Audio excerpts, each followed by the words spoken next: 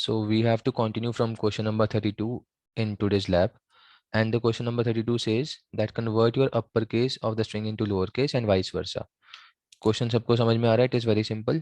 Let's say I have written this. Output should be this. Clear? This is my input. This is my output. कैसे करेंगे? Any idea? We are solving question number 32. Quickly. Sir इसमें भी character में करके lower case वाले S का values को higher case में कन्वर्ट करना है। कैसे करेंगे? अप्रोच ठीक है तुम्हारी? सर रेंज होती है ना, क्योंकि ए और से बी तक की रेंज कैपिटल में और स्मॉल में सेम होगी corresponding. So you are right. What we have to do is, I know that capital A to Z has a range of ASCII value 65 to 90, and small alphabets have range of 97 to 122. The logic says whenever I uh, find any character within this range, I have to add 32 into it. ठीक है, अगर 65 है उसको 97 बनाना है तो आप 32 कर दो add. If you want to convert lower case into upper case, you have to subtract 32. तो आप 97 में से minus 32 कर दोगे, you will reach 65, which will be a capital A instead of small a. So we will use this concept. We will add or subtract 32 and we will get the job done. समझ आ गया logic? Yes, sir. Okay. So let's move to the coding part. I will open the coding screen. Sharing the screen now.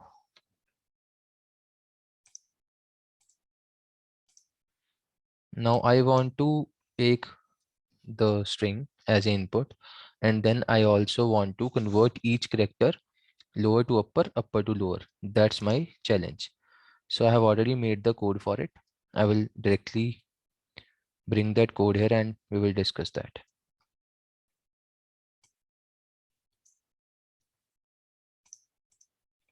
So this is my code. Can anyone tell me that what is the function of this part here? Quickly.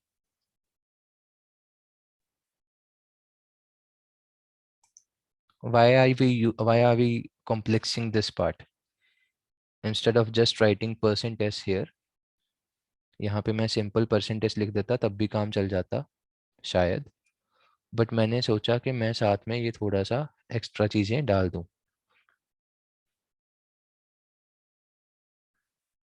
हाँ जी, इसका क्या फायदा होगा ये बताओ, जल्दी बताओ. It will also count special characters. Yes, it will also count especially spaces, and space is a special character. करना क्या है, नॉर्मल अगर हम मुझे स्ट्रिंग इनपुट करना है तो मैं अगर s#1 2 3 AHIL ऐसे कुछ कॉन्टिन्यूएशन में दूंगा तो वो एक्सेप्ट कर लेगा. लेकिन अगर मैं कुछ ऐसा इनपुट दूंगा जहाँ पे मैंने नाम में स्पेस डाल दिया बीच में, ठीक है, तो स्पेस दे दूंगा, तो अगर मैं ये वाली चीज यहाँ से उड़ा देता हूँ, then my input will be cut short to only the first word. इसका मैं अभी आपको प्रैक्टिकल करके दिखाता हूँ. फॉर एग्जाम्पल मैंने इसको हटा दिया. I will run it. I will put the name here, Sahil Sharma. So अब यहाँ पे तो कोड मेरा ठीक काम कर रहा है. I have converted all the small characters into upper case, but मेरा सेकंड पार्ट कट चुका है. तो उसको उठाने के लिए कि मेरा वो स्ट्रिंग में कंसिडर हो जाए, what I have to do is I have to insert this small thing here. It will take care of all the spaces. अगर मल्टीपल स्पेसेस भी आ रहे हैं वो उसको भी कंसिडर कर लेगा. So let's say my name is this. ठीक है, मे बी थोड़ा सा पंगे लेते हैं. तो मल्टीपल चीज़ें मैंने यहाँ पे कर दी, ठीक है.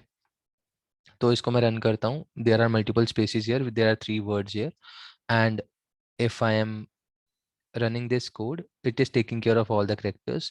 All the characters are being converted into the format it was needed to. तो इसको देखते हैं अब करा कैसे. ये है हमारा main part of the code from line number 9 to 15. So इतना तो क्लियर है that we have taken a string of maximum size 1000 and we have taken the input from the user कि भाई जितना मर्जी लंबा स्ट्रिंग डाल दे, कोई इशू नहीं है, सब उठा लेंगे हम। उसके बाद I have taken int I and I am using a for loop because I am using string length function here to find the length of the string. That's why I have included string.h library here, because this function is predefined in the string.h. ठीक है, string length function, and string length function will help us to get the job done for finding the length of the string, whatever the length is. It might be 100, it might be 50, it might be 20, जितना भी होगा हम 0 से लेके 1 less than वहां तक जाएंगे, and we will consider all the characters. And if my string I, it means that particular character is in the range of 65 to 90, we want to add 32 into it. If it is in the range of 97 to 122, we want to subtract 32 out of it. So this will convert uppercase to lowercase, and subtracting 32 out of it will do the opposite part. It will convert the lowercase to uppercase. ठीक है. If you have a doubt in this code, you can ask it right now. Anyone, any doubt?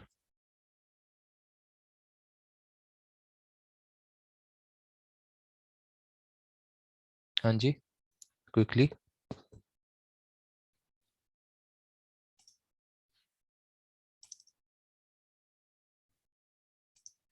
Should we move to the next code?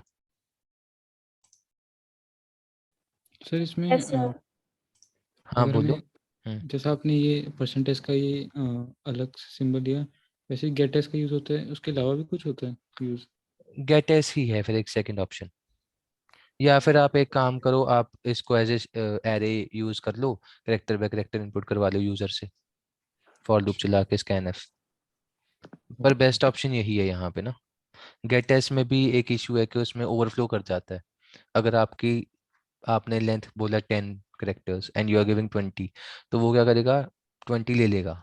ठीक है, वो बोलेगा ठीक है हम ले लेते हैं, but then the issue still persists that it will maybe corrupt the other files on the back end in the RAM.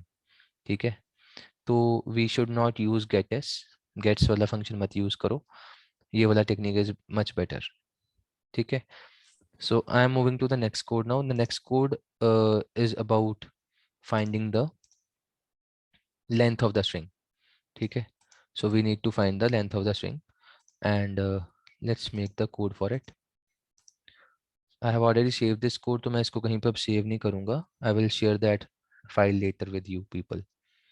So I'm bringing in the code for finding the length of the string. हाँ जी, कैसे करेंगे? Any inputs from your side? What should I do to find the length of a string? बिना strlen function use करे, string length function use नहीं करना.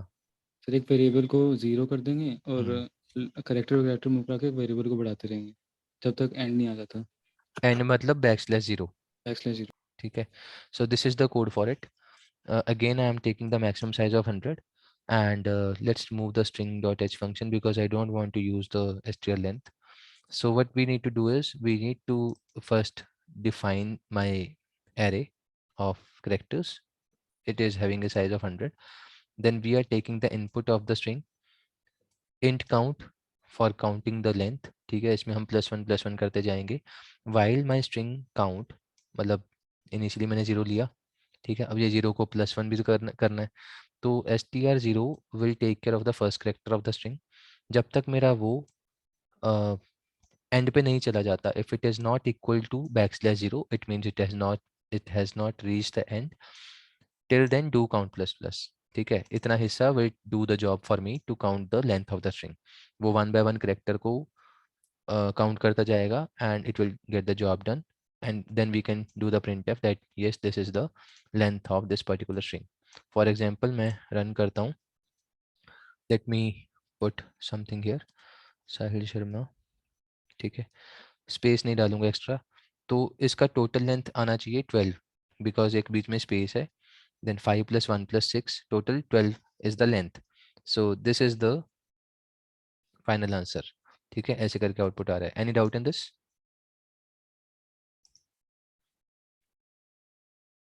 if you have a doubt you can ask it quickly.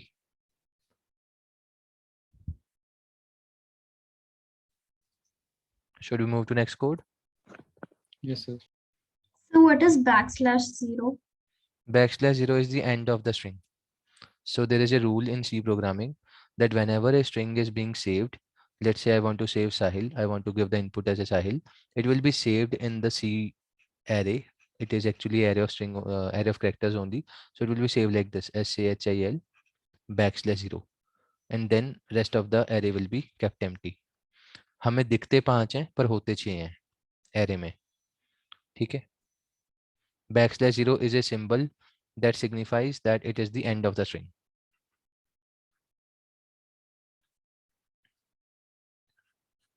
Okay.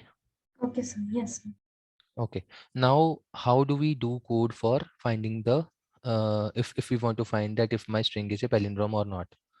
Jaldi batao, what should be done? What should I do to get the job done?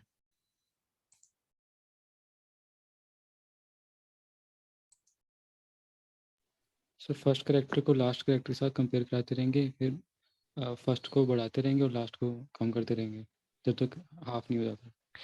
Now, because we are talking about strings, so let it be a string only. So I will use this example. What we need to take care here is that even if I am putting a word like this or a word like this, I have to take care कि मैं एक एक character same रखूं. अब अगर मैंने यहाँ पे इनिशियली कैपिटल एम लिख दिया एंड में स्मॉल एम लिख दिया, it will not be a palindrome. तो पैलिंड्रोम का फर्स्ट ऑफ ऑल पैलिंड्रोम का rule is that if we read the name from the beginning और from the end it should be same. ठीक है, तो हर character मेरा सेम है शुरू से, मतलब अगर शुरू से शुरू कर रहा हूँ या फिर एंड पे जा रहा हूँ. तो it is 0 1 2 3 4 5 6 7 8 in this case. तो यहाँ पे अगर मैं 0 से 8 जा रहा हूँ या फिर 8 से 0 आ रहा हूँ, the name is same. That's a palindrome. So the easiest way to do it is, for example I have this. तो मैं क्या कर सकता हूँ, मैं एक काउंटर चलाता हूँ इधर से, एक काउंटर चलाता हूँ इधर से. ठीक है, एक वेरिएबल को ले लो i is equal to 0 in this case and j equal to it was 0 1 2 3 4 5 6 7 8. तो j इक्वल टू 8 ले लो initially. So if my i str I is equal to str j, अगर ये दोनों सेम है then i plus plus and j minus minus. ठीक है, तो ये करना है. तो i को 1 कर दो, i will become 1, j will become 7. Again if the rules same आता है हमारा रूल के हिसाब से, अगर मेरा ये इक्वल आता है, we will again do the same thing. We will move to i equal to j equal to 6. कब तक आना है, जब तक हम सेंटर में नहीं आ जाते. ठीक है, तो अगर मेरा ये नंबर थे तो I will come till the mid point and if it is equal i वाला एंड j वाला till mid point then it is a palindrome. ये लॉजिक लगाएंगे, we will move till mid point only. ठीक है, तो इसको use करते हैं and let's do the code for it. So let me bring the code in front of you. Palindrome code.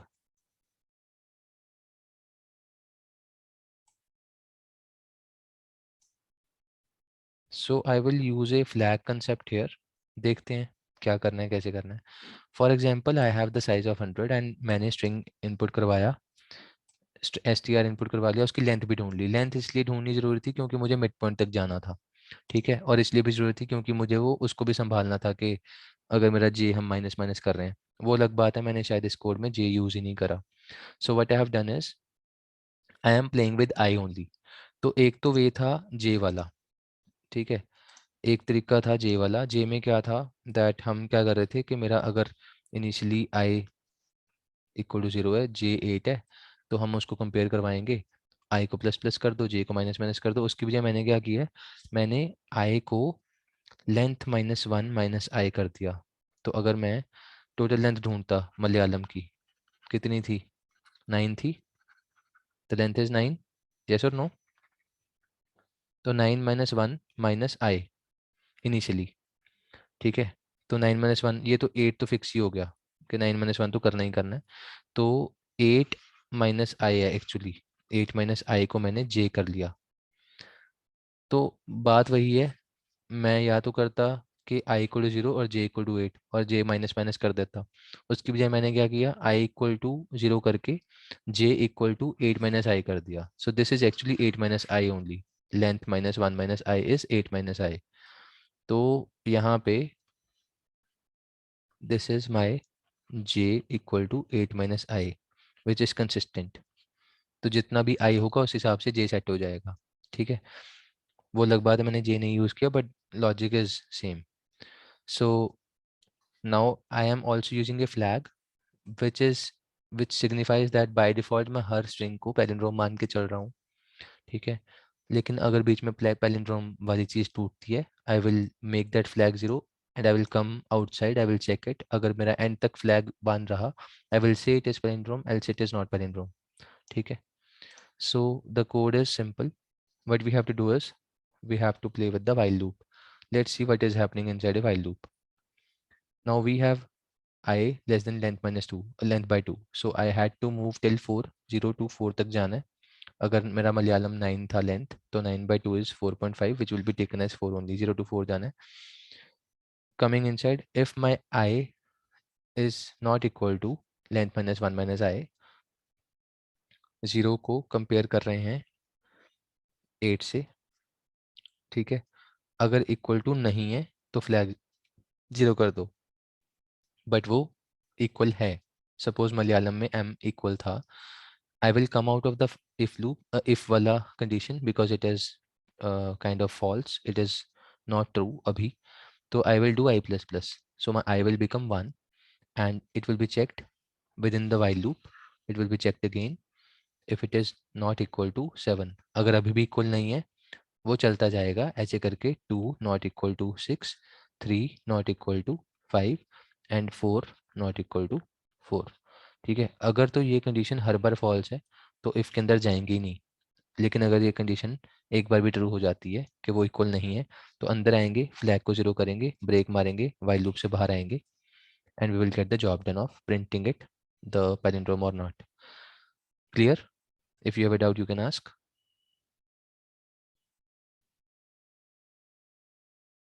Hanji, any doubt? This was I, this was 8 minus I. If you have a doubt, you can ask it quickly. Otherwise, I will move to the next code.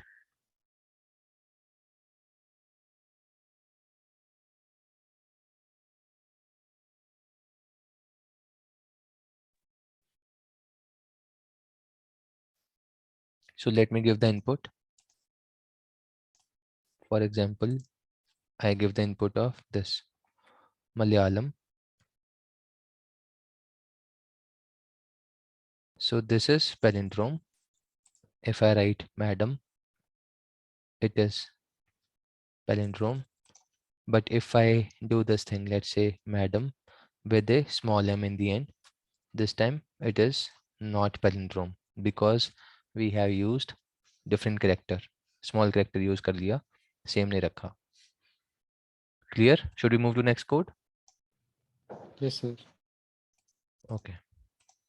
So the next code says that we have to convert decimal number into binary number. Concept सबको पता है, decimal को binary convert सबको करना आता है।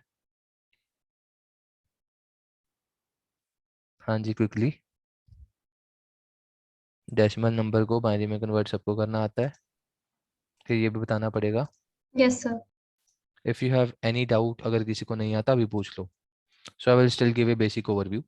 करना क्या है, क्वेश्चन कह रहा है कि मेरे को डेसिमल को बाइनरी में कन्वर्ट करना है। For example my decimal number was 15, I want to convert it to binary which is 1111।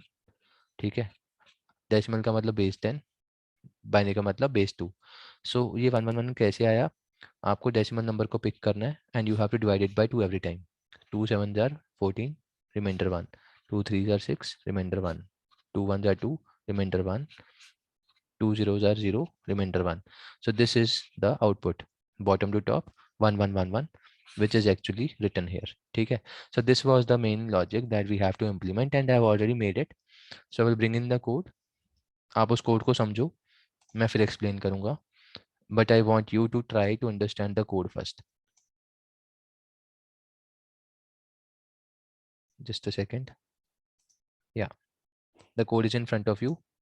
Try to understand it. I will give you a minute to understand, and then if you have a doubt, you can ask.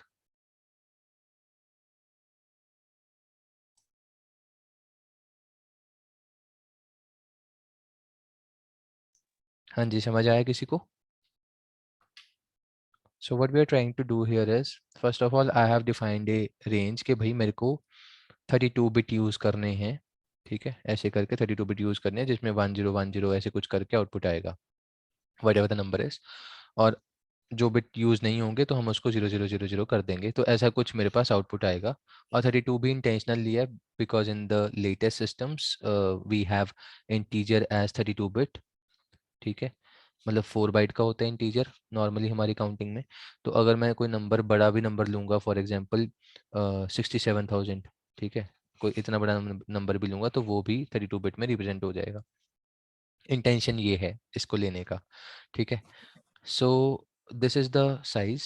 Now what I have done is, I will discuss the code. Initially we have taken the input of that decimal number, whatever the number is, we will give the input. इतना तो समझ में आ रहा है। Now I have made a array. उस array में मैं save करूंगा कि मेरा वो 0101 फाइनल आंसर क्या आ रहा है, whatever the answer is वो array में सेव हो जाएगा and we will print the array as it is in the end.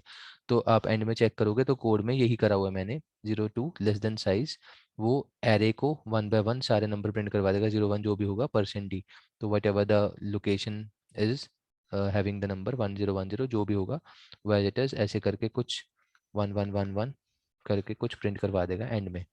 So this is the this final output part, but this is what is important here. So initially मैंने क्या किया, मैंने एक int location ले लिया size -1। अब ये इसलिए लिया because in a array, generally if I want to fill the array, it has to start with the indexing of 0, ठीक है, यहाँ से शुरू होगा 0 1 2 3 4, बट जब हमने बाइनरी नंबर को रिप्रेजेंट करना होता है and we are actually doing the this part 15 divide by 2, और उसके बाद हमारा वो आ गया था 7 1, ठीक है, 2 3 1 2 1 1 और 2 0 1। तो इस केस में क्या हुआ, मुझे नीचे से ऊपर जाना है, तो मुझे जो आउटपुट चाहिए इट हैज़ टू बी ये वाली चीज़ यहाँ पे, ये वाली चीज़ यहाँ पे, ये वाली चीज़ यहाँ पे, ये वाली चीज़ यहाँ पे, ठीक है। तो मतलब जो सबसे पहले आउटपुट आ रहा है वो राइट साइड पे चाहिए, बिल्कुल राइट पे, ठीक है। वो कैसे होगा, वो तभी होगा अगर मैं अपने एरे को फिल ही राइट साइड से करना शुरू करूंगा। मेरा वो नॉर्मल जो एरे है जो लेफ्ट साइड से फिल होता है उसकी बजाय मैं राइट साइड से फिल करना शुरू करूंगा, whatever the remainder is coming मैं उसको राइट साइड पे डाल दूंगा। सेकंड आया फिर राइट साइड पे डाल दूंगा, अगला आया फिर राइट साइड पे डाल दूंगा, अगला आया फिर डाल दूंगा, बचे हुए सारे जीरो कर दूंगा and my output will be 0 0 0 0 0 0 1 1 1 1 अगर 15 इनपुट आएगा। समझ में आया कि ये लोकेशन इक्वल टू साइज -1 क्यों दिया है? लोकेशन को मैं यूज़ करना चाहता हूँ। इनिशियली अगर मैं 32 लेके भी चल रहा था साइज़ की वैल्यू, माई एलओसी का इनिशियल वैल्यू विल बी 31, तो मैं सबसे पहले 31 वाला लोकेशन फिल करना चाहता हूँ, ना कि 0 वाला लोकेशन। समझ में आ रहा है कि एलओसी साइज -1 क्यों लिया? Yes sir. With in the while loop also you will notice मैं क्या कर रहा हूँ, हर बार जो भी रिमाइंडर आ रहा है उसको एलओसी में डाल रहा हूँ एंड अगली बार के लिए एलओसी माइनस माइनस कर रहा हूँ, तो 31 से 30 हो जाएगा, 30 से 29 हो जाएगा, तो एक एक कम हो रहा है। बट बिकॉज ये पोस्ट इंक्रीमेंट है, ठीक है, that's why it will fill the value in 31 first, और जाते जाते अगली लाइन में एलओसी का वैल्यू 30 कर देगा वो, जाते जाते। इनिशियली 31 ही लेके आया था वो बाहर से, यहाँ पे 31 था, ठीक है। तो उसने 31 वाले पे लोकेशन पे डाला राइट साइड से शुरू करके, जो भी आंसर आया 1 डाल दिया, 0 डाल दिया, जो भी आया। अगली बार के लिए उसने 30 भी कर दिया एलओसी को अपडेट करके, माइनस माइनस वाले को यहाँ से जाते जाते कर दिया। देन नंबर भी हम डिवाइड बाय 2 कर रहे हैं एवरी टाइम, बिकॉज ऑब्वियसली अगर मैं 15 डिवाइड बाय 2 कर रहा हूँ तो 7 1 आ रहा है, तो ये वाला जो है हिस्सा this is my division and this is my mod. तो मुझे मॉड भी करना था, मेरे को डिवाइड भी करना था, ठीक है। तो that's why within the while loop मैंने ये करा है कि जब तक मेरा location is greater than equal to 0, अब अगर सपोज मेरा नंबर 4 बार में ही ढेर हो गया, 2 7 जार 1, मतलब ऐसे करके आ गया, 2 7 जार 14 1 रिमाइंडर, 2 3 जार 2 1 जार 2 0, अब 0 आ गया। अब इस 0 को अगर मैं बार बार 2 के साथ डिवाइड करता जाऊंगा वो 0 ही आएगा। ठीक है, तो ये इसलिए करा क्योंकि मुझे बची हुई जगहें सारी 0 फिल करनी थी। ठीक है जी, इसलिए मैंने क्या किया, मैंने ये वाला लूप लगा दिया कि भाई जब तक मैं लोकेशन के फर्स्ट लोकेशन पे नहीं आता, मतलब एरे में फर्स्ट लोकेशन पे नहीं आता, ARR के 0 तक नहीं पहुंचता, तब तक वो चलता जाएगा, चाहे नंबर कोई आ रहा है चाहे नहीं आ रहा, मुझे 0 तो फिल करने ही थे। So I will run this code, you will understand it more easily.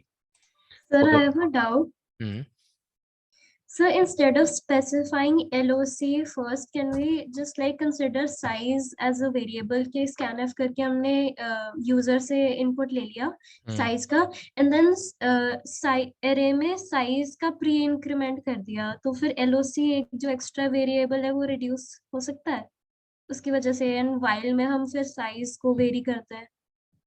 But मुझे साइज को फिक्स रखना था ना एरे के लिए। अगर मैंने एक बार फिक्स कर दिया एरे का Yes sir, साइज, आई फिर आई वो cannot change in that number. okay sir. मुझे एक वेरिएबल चाहिए था, वो अलग से लोकेशन ही लेना पड़ेगा। जो आप कह रहे हो आप अपने एंड पे एक बार इम्प्लीमेंट करके देखो, शायद हो जाए। ठीक है, मैंने सिंपलेस्ट फॉर्म में करवाना था ताकि सबको समझ आए। ओके। सर एक डाउट था हम्म सर, इसमें जैसे आपने लास्ट से इनपुट कराया तो हम स्टार्टिंग से करा सकते हैं एरे को, मतलब स्टार्टिंग से एरे को वैल्यू देते हैं तो तुम्हारा आउटपुट आउटपुट नहीं गलत हो जाएगा। तो फॉर सर एरे को लास्ट से फॉर मूव करा एग्जाम्पल, देंगे, एरे को लास्ट से मूव करा देंगे ना प्रिंट कराने के लिए। मतलब यहाँ पे तुम कह रहे हो को उसको उसका उल्टा उल्टा प्रिंट करवा देंगे, यस सर, है ये ना। 0 0 भी नहीं आएंगे। मतलब आप ये कह रहे हो कि अगर मैं यहाँ पे वो 1 1 1 1 कर दूं तो मुझे एक्स्ट्रा 0 डालने की भी जरूरत नहीं है, और मैं जहाँ तक भरा होगा वहां से उल्टा प्रिंटिंग करवा दूंगा, यस सर। है ना। तो ठीक है, बट ये जुगाड़ है। More authentic ways that represent it in full form. अगर हम इंटीजर को इनपुट करवा रहे हैं तो let it be up to 32 bits. ठीक है, अब अगर आप कर रहे हो कोई बड़ा नंबर इनपुट करवा रहे हो, लेट्स से 65,000, ठीक है, तो अब उसको भी हैंडल करने की ताकत चाहिए ना हमें। ठीक है, तो सर वो तो लास्ट तक मूव करता रहेगा फिर जब तक आने जाता है 0। हाँ तो आने दो ना, 32 बिट्स ही तो हैं, क्या हो गया। ठीक है, तो मतलब इससे हम एटलीस्ट अपनी रेंज बड़ी कर रहे हैं। कोई बड़ा नंबर भी आएगा, सपोज 1000111110 ऐसे कुछ करके कोई बड़ा नंबर है, अब पता नहीं ये कवर होगा इंटीजर में कि नहीं, बट अपनी तरफ से मैंने काफ़ी बड़ा नंबर दिया है और इसने फिर भी उसको कवर कर दिया, and then you can verify that it if it is right और रॉन्ग। ठीक है, any other doubt?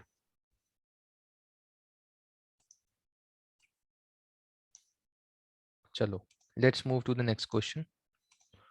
Next question is that we have to print the first n Fibonacci numbers using recursion.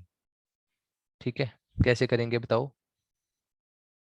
First n Fibonacci numbers, question को समझते हैं पहले। Question says that I want to print first n Fibonacci numbers. For example, मेरी Fibonacci series 1 से शुरू हो रही है, तो 1 1 2 3 5 8 13 21, ये Fibonacci सीरीज ऐसे चल रही है, and I want to print first n numbers. तो अगर 10 है तो फर्स्ट 10 आएंगे, 15 है तो 15 आएंगे, 20 है तो 20 आएंगे, तो ऐसे करके जाना है। सीरीज यही प्रिंट होगी। हाउ मेनी नंबर्स आपने करवाना है, आप n इनपुट करवा के खेल सकते हो इसको, and then you have to do it using recursion. So can anyone tell me that how to do it. Recursion में फॉर्मूला क्या होगा? रिकर्शन का basic formula is that to find the nth term we have to do the addition of previous two terms. Yes or no? Yes sir. ठीक है, and we also need to take care that for the first two terms, अगर मुझे सबसे पहली term निकालनी है, for example f1, it will be 1, f2 will be 1, तो starting to terms बताने जरूरी हैं कि आप अपनी सीरीज कहाँ से शुरू कर रहे हो, 1 1 से कि 0 1 से। अगर आपने 0 1 से शुरू करनी है तो वो भी बताओ, तो डिपेंडिंग ऑन दैट कोडिंग होगी। ठीक है, कि आपकी फर्स्ट टर्म क्या है, क्योंकि फिबोनाची सीरीज ये भी है, अगर कई जने ऐसे भी करते हैं 0 1 1 2 3 5 8 13, ये भी फिबोनाची सीरीज है, और स्टार्टिंग फ्रॉम 1 कई जने ये भी करते हैं, both are correct, this is also a Fibonacci series. तो हमें फर्स्ट 2 टर्म बताने जरूरी हैं कि आप कौन सा कर रहे हो, ठीक है। So I have made code for the second technique, let's look into it. So let's come to the coding part. Fibonacci series, first 10 terms using recursion. The code will be in front of you in a minute.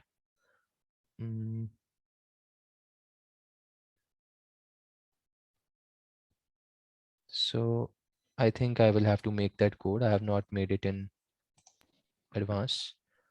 So let's sir build that code. हाँ जी बताओ। Sir इसमें ना मेरा 1 से बन गया था लेकिन 0 से नहीं बन रहा था, 0 से बना दोगे आप? 0 से बना लेते हैं, दोनों बना लेते हैं, ठीक है, दोनों वेरिएशन डिस्कस करते हैं। फॉर एग्जाम्पल मुझे सिंपल वाला बनाना था, ठीक है। तो सिंपल फिबोनाची सीरीज कैसे बनती है, कैसे बनाई थी आपने बताओ। सर इनिशियली जब n 0 था और 1 था तो n रिटर्न कराया था, हम्म else return fibo n-1 plus n-2. So let's say that I want to make this code without recursion. तो without recursion मेरा कोड ये है, up to n terms। पहले इसको मैं चेक कर लेता हूँ कि कितने टर्म दे रहा है या कैसे दे रहा है, ठीक है। First 10 terms is coming out to be 1 1 2 3। ये आपने बना लिया होगा, आप कह रहे हो, आपका 0 से नहीं बना है ना, आप यही कह रहे हो ना। Yes sir. हाँ, तो इसमें 0 से करने के लिए ना एक सिंपल सा काम करना पड़ेगा। सी इक्वल टू इनिशियली 0 ले लो, और यहाँ पे आके आप अपना प्रिंट सी पहले करवा दो इससे, ठीक है। And once it is done, बाकी तो फिर आसान है, सर इसमें फंक्शंस का यूज करके करना था। वो भी हो जाएगा। एक सेकंड दो मेरे को बस। a equal to b equal to c and this. अगर मैं इसको ऐसे कर दूं, 1 सेकेंड, अगर मैं इसको 0 ना करूं यहाँ पे, अंदर आके जब हम अंदर आ ही गए हैं तो let it B count plus plus, कि भाई अब आए हैं तो कुछ प्रिंट करके ही जाएंगे। a equal to b equal to c। Initially 0 करवाना था तो लेट इट बी, अगर मैं 0 कर भी लेता हूँ तो क्या होगा, दोनों 0 हो गए, ठीक है। तो इससे let me do this, print हम करवा ही लेते हैं, उससे क्या होगा कि 0 की टेंशन खत्म हो जाएगी पहली बार में ही। एंड देन काउंट भी करवा लिया उसको। a equal to b equal to c will make my code as,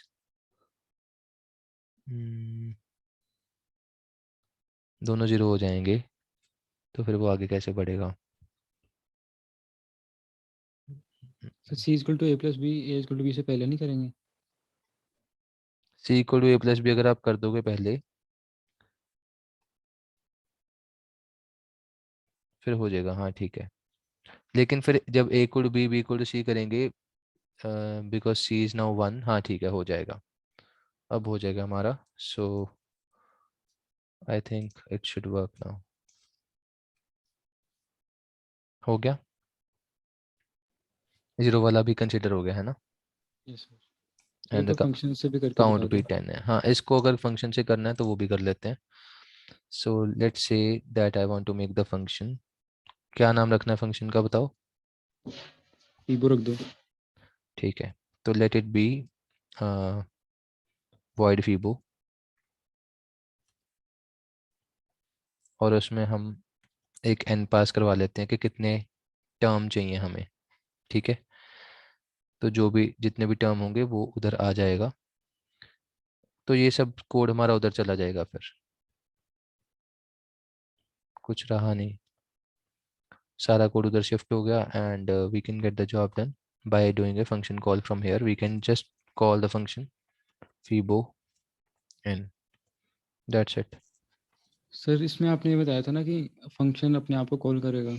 नहीं, ये रिकर्जन तो नहीं है, ये रिकर्जन नहीं है, this is normal function call. Recursion तो मैंने नहीं लगाया अभी, this is using a simple function, ये विदाउट रिकर्जन है, ठीक है। क्वेश्चन से भी करके दिखा दो। रिकर्जन से वही तो करना है, वो तो हमारा क्वेश्चन था ही। So this is using functions without recursion. तो अब हम इसी चीज को करते हैं with recursion. तो अगर with recursion करना है, so what I will do is, for example मुझे nth term निकालना है और n terms भी प्रिंट करवाने हैं. So I will do it like this. मैं for loop चलाऊंगा. For एक I ले लेते हैं, I equal to 1, I less than equal to n, because I have to print n terms, इसके लिए I है. So let it be like this. हम हर बार फंक्शन कॉल करेंगे and it will print the nth term, in fact ith term. तो for example मैं पहली बार ऊपर आया तो first number print हो जाएगा and so on. It will be ready to print the next number. So इसमें हम करेंगे, अगर मेरे पास यहाँ पे int n में small लेता हूँ, I वाली चीज़ है मेरी small n. Now what should I do is I have to first verify कि जो मेरा नंबर है, तो let it be I only so that confusion नहीं होगा. नीचे से जो I आ रहा है वो I को मिल जाएगा. Both are local variables in a way. तो now I have to take care of the terminating condition first. So I will write if my I is equal to 1, then it should return 0. If my I is equal to 2, first two terms की बात कर रहा हूँ मैं यहाँ पे, it should return 1. ठीक है. Else now we will play our game जो हम normal खेल रहे थे. Else it will be return sum of previous two numbers, right? So it will be return Fibo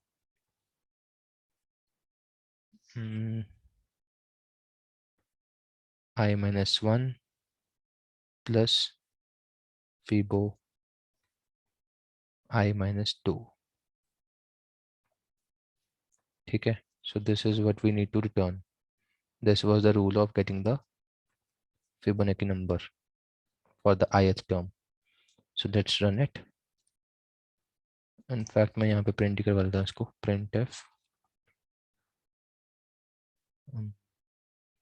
%d space Fibo I.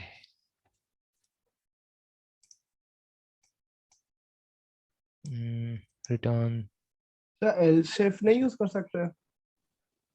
else if कहाँ पे? Sir ये void Fibo में. void Fibo में हाँ जी. else if, तो else if करने की क्या जरूरत है अब? मतलब कर तो सकते हैं वैसे तो. एक सेकेंड, क्योंकि मैं वैल्यू हाँ रिटर्न सर करवा रहा हूँ, आई मुझे वो डबल एंड इक्वल्स करना टू जो 2 है उसमें. ठीक है कर लो, क्या फर्क पड़ता है, काम तो फिर भी हो ही जाना है. वो पहले ये चेक करेगा, अगर ये है तो ये आ जाएगा else this. ठीक है. अब वो एरर इसलिए आया था because I was returning values with A void. अब यहाँ पे इंट कर दिया तो it should be working fine.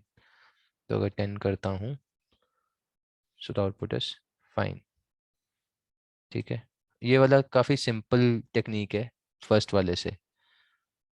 Fibonacci up to n terms using recursion. So this is the code. Because I knew the logic कि मुझे previous two terms को sum करना है और terminating condition का मैंने taken care कर लिया कि भाई मेरे first two numbers कौन से हैं. Rest of it was child's play.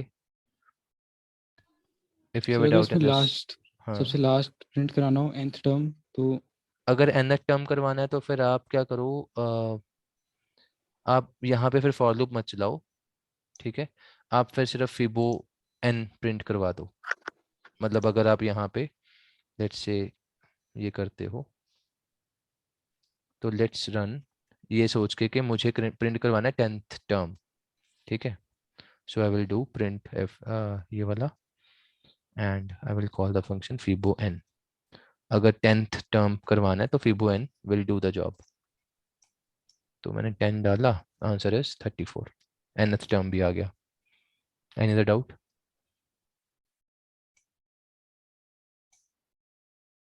हाँ जी बताओ। Should we move to next code? Yes, sir. Okay. So this was my code number 36. I have to save it. I did not save it earlier.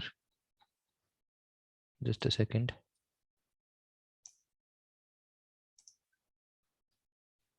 So now the next code is it requires pointers also. Just a second, I'm bringing you to the code. कि कौन सा question है ये? So write a program to print user input 2D matrix without the use of square bracket. So we will discuss this, but before that I want to discuss the other parts also. थोड़ा सा basic बाकी चीजें कर लेते हैं. पहले ये वाले करवाऊंगा, फिर जब पॉइंटर के क्वेश्चन शुरू होंगे तब हम पॉइंटर वाला क्वेश्चन करेंगे, because this requires pointer. So I will solve question number 38 first. Now we want to swap two numbers. It is a child's play. 2-3 line का कोड है. Let's do it quickly. I want to swap two numbers without using the third variable. हाँ जी बताओ कैसे करेंगे?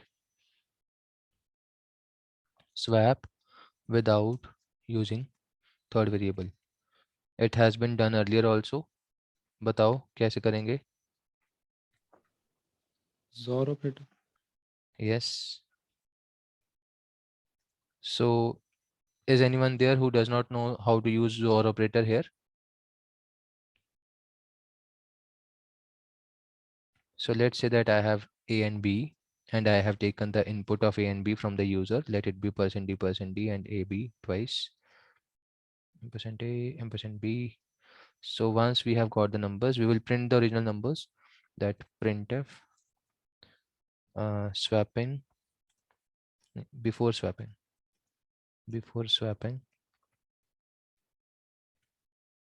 A equal to %D and B equal to %D. ठीक है, तो दोनों A B प्रिंट हो जाएंगे, ये भी जरूरी है. After that I will use XOR operator.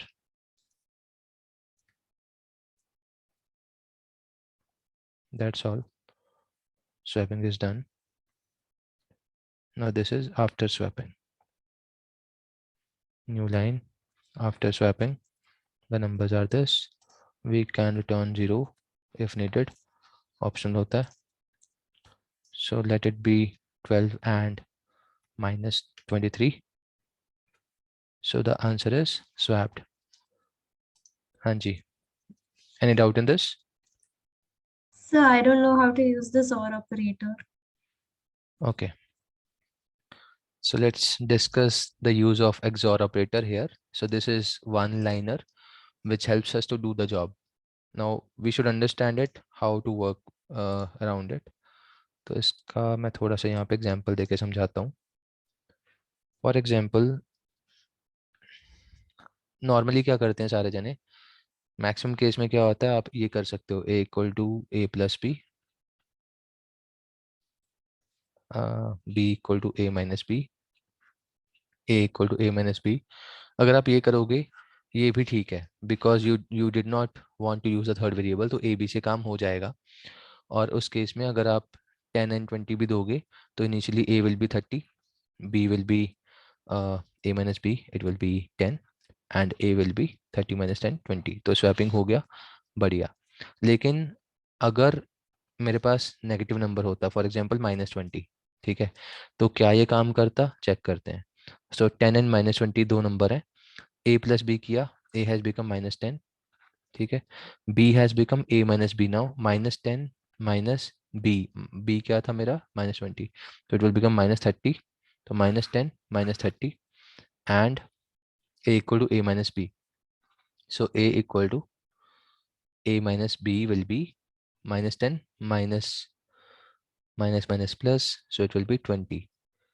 तो ये वाला जो टेक्निक है, it will be failing miserably अगर मैं नेगेटिव नंबर का इनपुट देता हूँ. To get the answer right, we need to use something which takes care of the negative sign also. तो वहां पे हमारे bitwise ऑपरेटर काम आते हैं, bitwise XOR ऑपरेटर. ठीक है, bitwise XOR ऑपरेटर का जो गेट है, it works like this. Just a second. Table उसका ऐसा होता है, फॉर एग्जांपल मैंने 0 और 1 0 0 0 1 1 0 1 1 ये 4 इनपुट दिए A and B. So if I want to do A XOR B, 0 0 and 1 1 ये दोनों जब सिमिलर होंगे the output will be 0, and when the numbers are opposite the output will be 1. And reason बताता हूँ, reason simple है, because A XOR B का जो formula है it is A bar B plus AB bar. So now if you put the values you will understand why same number पे वो 0 output दे रहा था. So 0 0 इनपुट करो, it will become 1 into 0 plus 0 into 1, it will be 0. ठीक है, 0 0 input दिया था अभी, तो 1 1 इनपुट दे के देख लेते हैं. तो 1 1 इनपुट देंगे, it will be 0 into 1 plus 1 into 0, it will be again 0. तो इसलिए वो सिमिलर नंबर पे हमेशा 0 आउटपुट देता है. Clear? If you have a doubt you can ask it right now. अब इतना तो पता चल गया कि भाई ऑपोजिट है तभी आउटपुट 1 आएगा. तो let's use this thing. Now let's say that my numbers are 5 and 2. अब इनको स्वैप करना है और फाइनली बी और मतलब A and B will be 2 and 5. तो ये कैसे होगा? इसको हम XOR से करेंगे. A equal to A XOR B. अगर ये करता हूँ तो A को क्या मिलेगा? 5 XOR 2. आउटपुट क्या आएगा देखते हैं. 5 will be converted into its binary equivalent and 2 will be converted into its binary equivalent. इनको XOR करेंगे, ऑपोजिट वाला 1 होता है, तो 1 1 1 is 7. तो A मेरा बन गया 7 एक बार करने पे. सेकेंड टाइम किया B equal to A XOR B. So this time A is 7 XOR B. B was 2. ठीक है, तो 2 एज इट इज यूज हो जाएगा. तो 7 XOR 2 करेंगे. 7 is 1 1 1, 2 is 0 1 0. XOR करा, it will be 1 0 1. So this becomes 5. So the output is 5. Now B is 5. ठीक है जी. एंड देन फाइनली एक बार फिर से A को टू A XOR B करेंगे. इट विल बिकम A क्या था? A was my 7. B क्या था? 5 था. 7 and 5 को XOR करेंगे. It will be 0 1 0 which is actually 2 only. ठीक है, तो now A is 2, B is 5. हो गया स्वैप? यस और नो? Yes, sir. अब मैंने क्या करा है, मैंने 3 स्टेटमेंट लिखे थे यहाँ पे. A equal to A XOR B, B equal to A XOR B and A equal to A XOR B. मैंने ये 3 चीज़ें करी थी.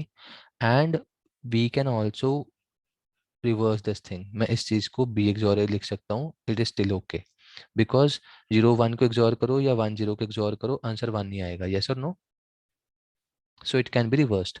And we also know that A equal to A XOR B can be written as A XOR equal to B. Yes or no? Any doubt in this? No, sir. Okay.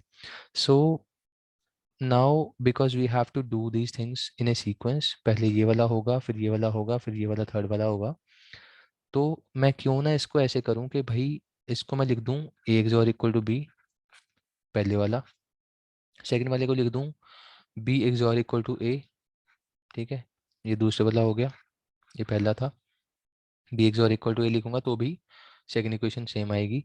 And third case में फिर से A XOR equal to B.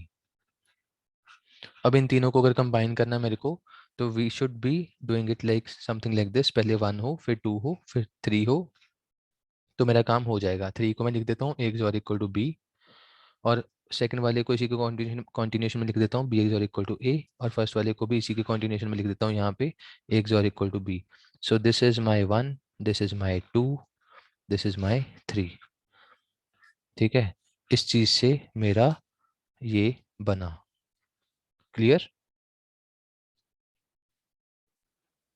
क्योंकि इस हम statement को Yes. जब evokes में use करते हैं ना तो एरर देता है बार बार. हाँ मेरे को पता है, तो वहां पे आप ये वाली चीज कर लो, 3 लाइन वाला. सर क्यों देता है error?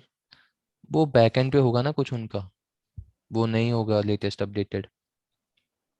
Okay. But for this online compiler it is working fine. This website it is working fine.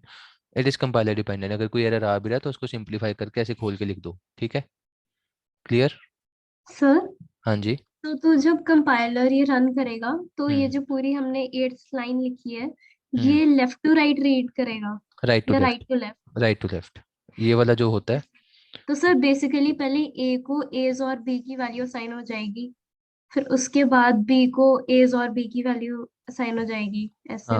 हाँ हाँ, मतलब सबसे पहले ये वाला चीज रन होगा, यस सर। फिर बी को असाइन होगा, फिर फाइनल वाला होगा। तो इससे क्या होगा कि हमारी स्वैपिंग हो जाएगी। वो 3 लाइनें एक में कर दी मैंने। ठीक है,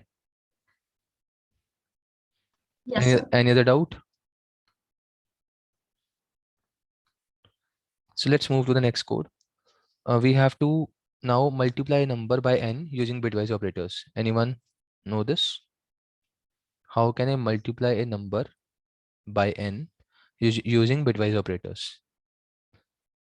Multiply का sign use नहीं करने का. We have to use bitwise operator for doing the multiplication. बताओ कैसे करेंगे? किसी को आता है?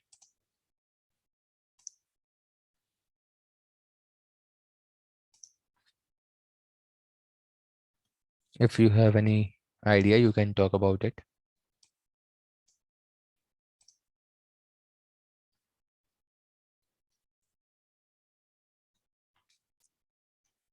हाँ जी, anyone?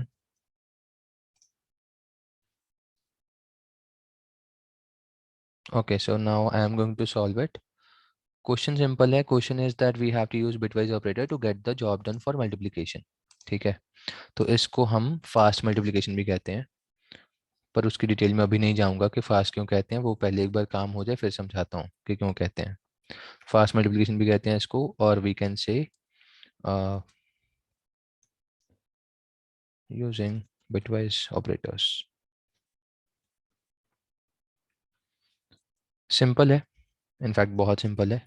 क्वेश्चन है दैट आपको मल्टीप्लाई करना है n के साथ। ठीक है, तो करना क्या है, लेट्स से माय n इज 16।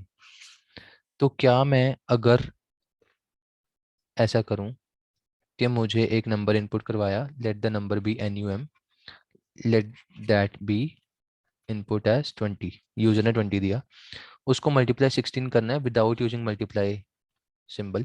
तो मैं कैसे करूंगा? We have studied earlier in the lectures that if I do this thing, 20 को अगर मैं लेफ्ट शिफ्ट 1 कर दूं तो आउटपुट क्या आएगा? Anyone? It will B 20 multiply 2 raise power 1, it will B 40, right? ये सबको क्लियर है? बताओ जी, क्या ये सबने पढ़ा हुआ है लेफ्ट शिफ्ट ऑपरेटर?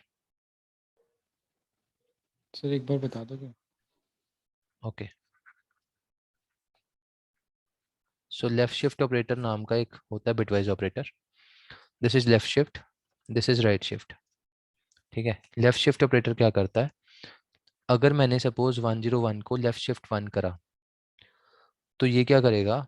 ये भाई साहब इसको एक लेफ्ट पे खिसका के एक जगह बना देंगे। यहाँ पे सारे एक एक लेफ्ट पे चले जाएंगे, एक एक लेफ्ट पे चले जाएंगे, और इसके नीचे एक जगह खाली बन जाएगी। जो खाली जगह वहाँ पे 0 फिल हो जाएगा, and this number will be updated. ठीक है, तो 101 क्या होता है? 5 होता है, यस और नो? Yes sir. 1010 होता है 10। तो एक बार खिसकाया तो 5 दूनी 10, 5 इंटू 2 10। ओके, अगर यही चीज मैं रिपीट करूं, लेट्स से मेरा नंबर था 7 and 7 is written like this, if it is left shift by 4, तो क्या करेंगे? 111 लिख के 4 खाली जगह छोड़ देंगे और उनको 0000 फिल कर देंगे। क्लियर? इसमें कोई डाउट तो नहीं है? लेफ्ट शिफ्ट का मतलब है कि आप 4 प्लेसेस लेफ्ट पे खिसक जाओ। अगर खिसकोगे तो फिर यहाँ पे जगह बन जाएगी, और वही खाली जगह को हम 0 से फिल कर रहे हैं। समझ आ रहा है क्या हो रहा है? Yes sir. सर कोई जनरल फॉर्मूला भी होता है, मतलब कि अभी फिर आएंगे, लेफ्ट शिफ्ट करें? आ रहे हैं भाई, आ रहे हैं, फॉर्मूला बताऊंगा ना। अभी अभी बेसिक आइडिया दे रहा हूँ। अब इसको अगर मैं मल्टीप्लाई करूँ इनके वेट्स के साथ, 2 raise power 0, 2 raise power 1, 2 raise power 2, 2 raise power 3, 2 raise power 4, 2 raise power 5, 2 raise power 6। तो अगर मैं इनको इनके वेट्स के साथ मल्टीप्लाई करूँ और ऐड करूँ, the answer is 2 raise power 6 plus 2 raise power 5 plus 2 raise power 4, which is actually equal to कितना होता है? 64 प्लस 32 प्लस 16, यही होता है, and the output is 112। So we can also say that this thing is doing 7 multiply 2 raised power 4 which means 7 into 16 which means 112. यही चीज मेरी इधर आ रही है. Yes or no? Yes sir.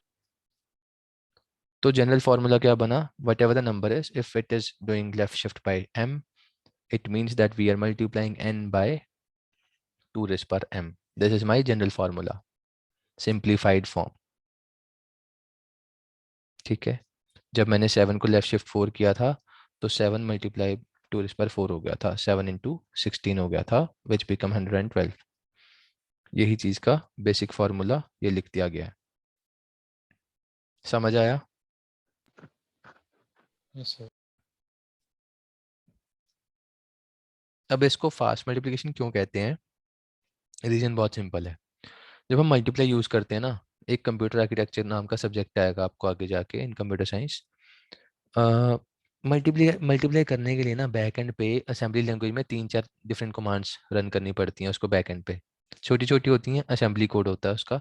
तो सिर्फ मल्टीप्लाई करने के चक्कर में उसको 3 या 4 मल्टीप्लाई करने का कमांड चलाना पड़ता है. तो ये जो 4-5 स्टेप्स हैं ये टाइम टेकिंग है बैक एंड पे, फिर चाहे वो नैनो सेकेंड्स में क्यों ना हो. बट हम अगर डायरेक्टली बिट्स पे काम कर रहे हैं, if my bits are being shifted by 4 places and it is being filled by 4, तो ये सिंगल स्टेप में हो रहा है. तो एक चीज सिंगल स्टेप में हो रही है वर्सेस एक चीज 5 स्टेप में हो रही है, तो बिट्स वाली चीज जीत जाती है इसमें. That's why we say that this is bitwise multiplication और द फास्ट मल्टीप्लिकेशन. अब यही चीज का कोड करना है. करना क्या है? Let's say I want to multiply a number by 85. n को मल्टीप्लाई करना है. Let n be may be 20 and let m be 85 के multiplying factor is 85. I want to multiply 20 by 85. तो इसको कैसे करेंगे? We will do it like this: 20 left shift 6 plus 20 left shift 4 plus 20 left shift 2 plus 20. So if I do this thing, I am actually using plus and left shift operator and I am not using multiply operator. तो 20 left shift 6 क्या कर रहा है? 20 को multiply by 2 raise पर 6 कर रहा है, मतलब 64 टाइम कर रहा है. सिमिलरली 20 लेफ्ट शिफ्ट 4 क्या कर रहा है? It is actually making 20 multiplied by 2 raise पर 4, मतलब 16 times. Similarly 20 multiply by 4 times plus 20, तो 1 टाइम है ही है. तो अगर आप ये करोगे it is actually equal to 85 times. तो ये वाली टेक्निक लगा रहे हैं, यूजिंग बिटवाइज ऑपरेटर कर रहे हैं, पर काम हम वही कर रहे हैं 85 मल्टीप्लाई 20. सर ये 86 हो रहा है. 86 हो रहा है? Yes sir. कैसे हो सकता है? ये 64 है, ये 16 है, 80 हो गया. 85 80 प्लस 4 84 प्लस 1 85. Sorry sir. ठीक है. So how will we do the coding for this part? जल्दी बताओ.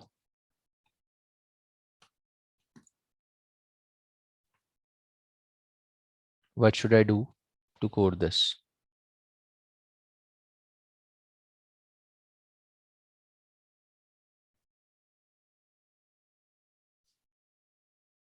Do you want to try on your end?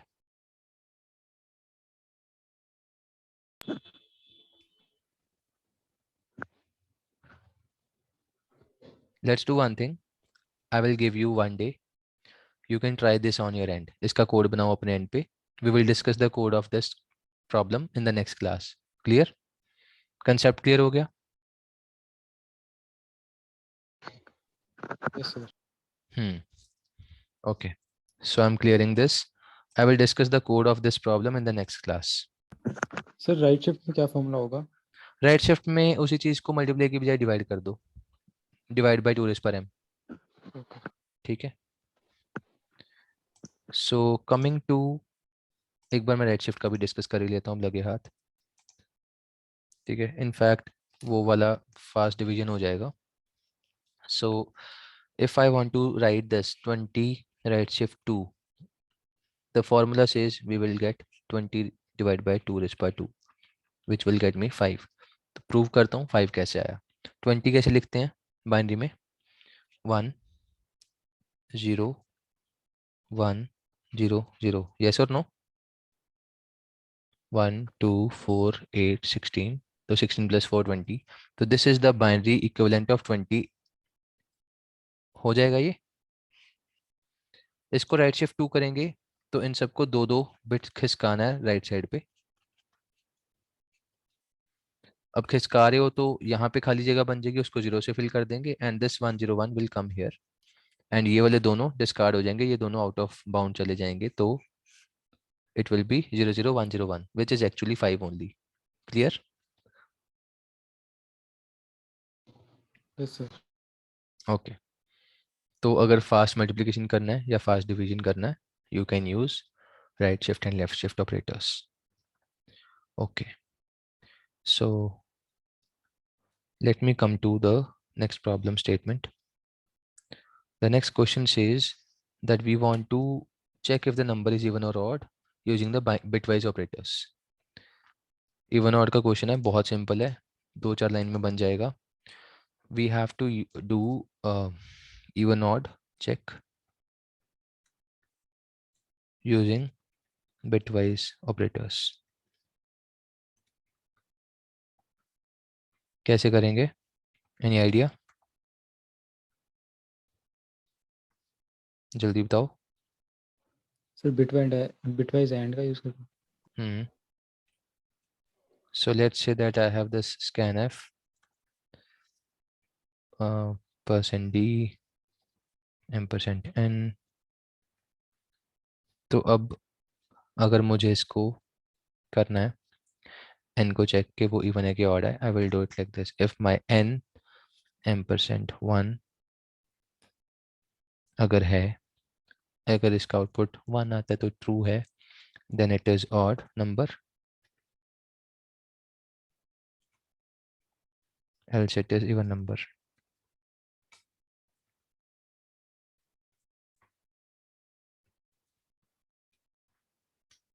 Okay, so let's check whatever the number is. क्या ये ठीक आंसर दे रहा है कि नहीं दे रहा? 78 डाला, output is even number. Let's put odd number randomly, maybe 15 odd number. इसका लॉजिक समझाता हूँ, बहुत सिंपल है. So first of all, we should know that whatever the output of this will be there, अगर 1 आ रहा है या 0 आ रहा है, वो उसके बेसिस पे ट्रू या फॉल्स करके इफ या एल्स को चला देगा. ये बेसिक अंडरस्टैंडिंग है. अब n एंड 1 ही क्यों करा? फॉर एग्जांपल मैंने n = 7 लिया होता और मैं 7 को एंड 1 कर रहा हूँ. Now because this is a bitwise operator, तो ये बिट्स पे काम करेगा. 7 will be converted into bit form, it is 111. 1 will be converted into bit form, it is 001. We will do a AND, it will get me 001. So the output is 1. It means that this if के अंदर वाला bracket will have 1, which means true, and it will print the true वाला version, which is odd number. Similarly, अगर यही चीज़ मेरी even होती, for example 6 होता, तो 6 and 1 करते, तो 6 will be 110 and 001 करेंगे अगर, तो all the values will be 0. So the answer is 0. It means that it will get a 0 and 0 will take me to the else part, which is a even number. Doubt clear हुआ इसमें अगर किसी को था तो? So whatever the number is being calculated inside if, it is responsible for taking me to the odd number printing or the even number printing depending on 1 or 0 as the output. Clear? और ये कहाँ से बना, इसका logic बताता हूँ, reason बताता हूँ. मुझे पता है 2 4 6 8 10 कोई भी नंबर उठा के देख लूँ, इसके बाइनरी इक्विवेलेंट में हमेशा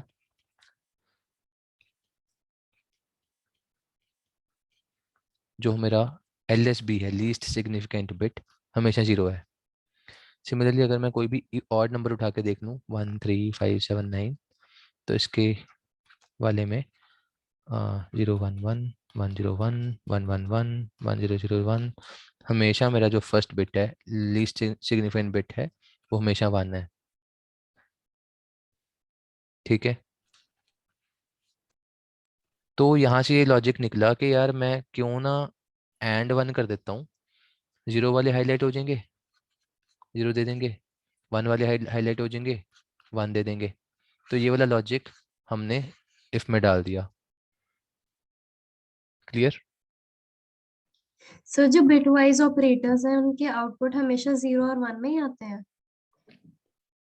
बैकएंड पे आ सकते हैं, लेकिन आउटपुट जरूरी नहीं है 0 1 ही आएगा। फॉर तो एग्जांपल जैसे फॉर एग्जांपल हमने इसमें n सुनो और सुनो 1। सुन लो, मैंने 7 XOR 2 किया, ये बिटवाइज है ऑपरेटर, यस और नो? ये तो बिटवाइज यस। ऑपरेटर है ना। तो 7 और 2 को आप XOR कर रहे हो, output will be 1 0 1 which is 5। The output is 5, it is not 0 1। Calculation backend पे बिट्स में हो रही है, पर output can be A decimal number. इसका आउटपुट 5 आएगा।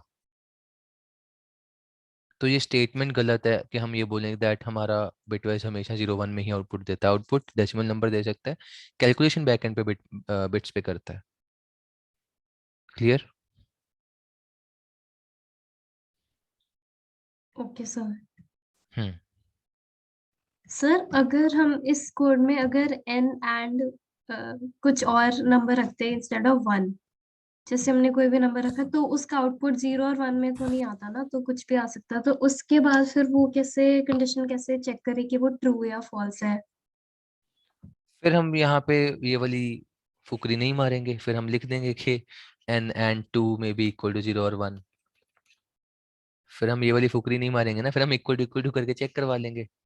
यहाँ पे इसलिए हमने ये वाली चीज लिखी है विदाउट एनी इक्वल टू, क्योंकि मुझे पता था कि भाई 0 या 1 ही आएगा और कुछ आ ही नहीं सकता। ठीक है। Okay sir. हाँ जी। Anything else in this code? Sir हाँ जी। सर मैंने जो आपने पिछले वाला कोड दिखाया था ना बिटवाइज वाला मल्टीप्लाई, उसका हम्म लॉजिक बनाया है, एक बार बताऊं? मेरे को तुम ईमेल कर देना यार। ठीक है, ठीक है अभी सर। हम क्वेश्चन डिस्कस करना चाहते हैं, मैं मैक्सिमम चीज़ें कवर करना चाह रहा हूँ आज। Okay sir. Hmm okay, so let's move to the next code.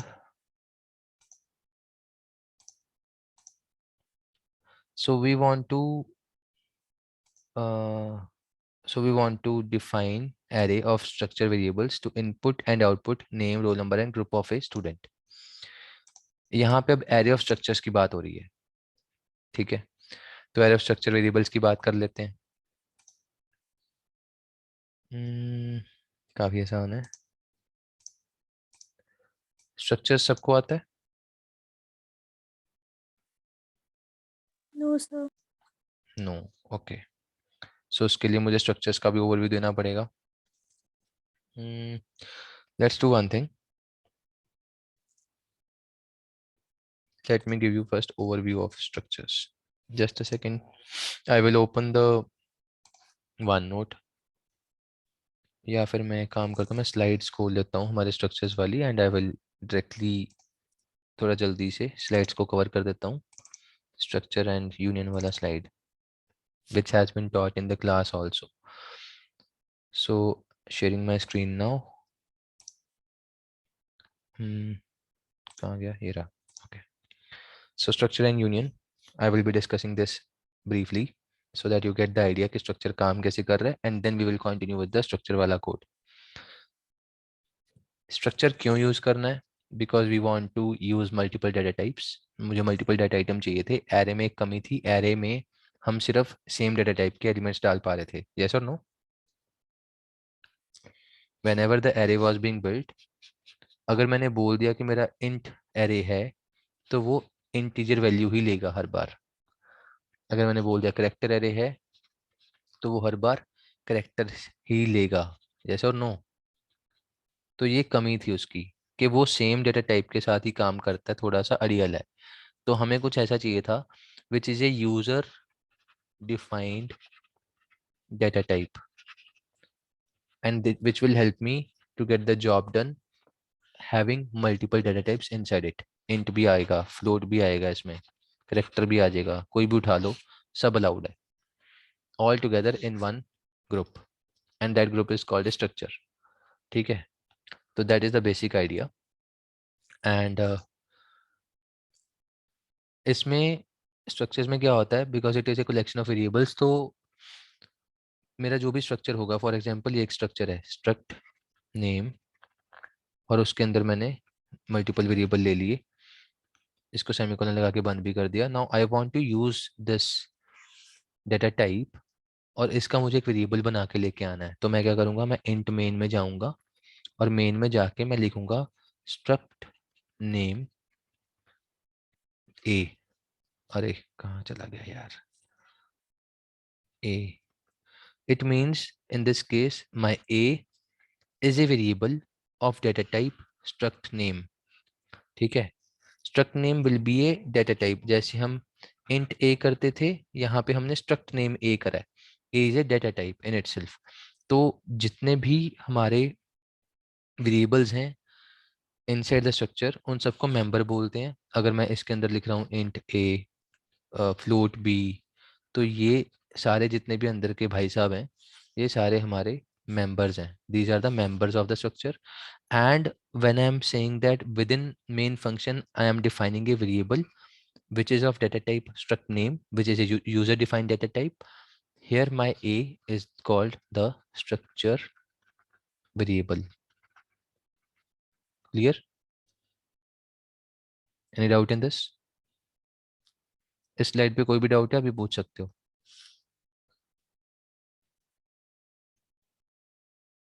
So that's what I was saying. Struct, structure name, that name can be anything. It can be your name also. There will be multiple members in it. Int, float, char, कुछ भी ले लो चलेगा, वो सारे member हैं. तो struct मेरा अपने आप में एक कीवर्ड है C में. Structure name can be anything. It can be your name also.